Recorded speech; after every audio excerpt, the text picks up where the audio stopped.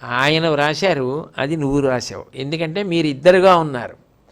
అది ఎలా ఉంటుంది అంటే, ఒక మహారాజు ఒక దిక్కుకి వెళ్ళి శత్రువుల మీద యుద్ధం చేస్తున్నాడు. రెండో దిక్కు నుంచి శత్రువులు వచ్చి కోట మీద పడ్డారు.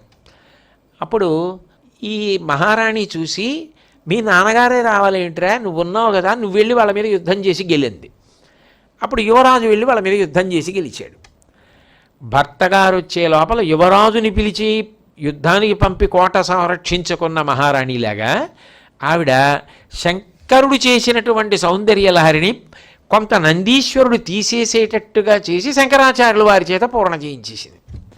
అంటే కైలాస శంకరుడు, కాలడి శంకరుడు రెండు కారు.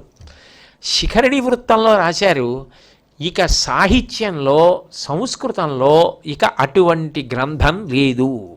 అసలు ఈ భూమి పుట్టినప్పటి నుంచి, ఇది పెద్దలు చెప్పిన మాట, నేను చెప్పట్లేదు, ఈ భూమి ఎప్పుడు పుట్టిందో అప్పటి నుంచి వచ్చిన వాంగ్మయంలో సౌందర్య లహరి లాంటి రచన లేదు.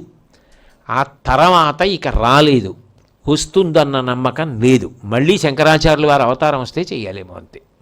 అంటే అసలు ఎటువంటి శ్లోకాలు ఇచ్చారో చూడండి. ఆ శ్లోకాలు చదవడం, ఆ శ్లోకాలు వినడం చాలు. ఆ శ్లోకం చదువుతుంటే శాబ్దిక శక్తిగా అమ్మవారే వస్తుంది అంటారు. శంకరాచార్యులు వారు బహుప్రసన్నులైపోతారు ఆ శ్లోకాలు వినపడుతూ ఉంటే అంటారు. అంత గొప్ప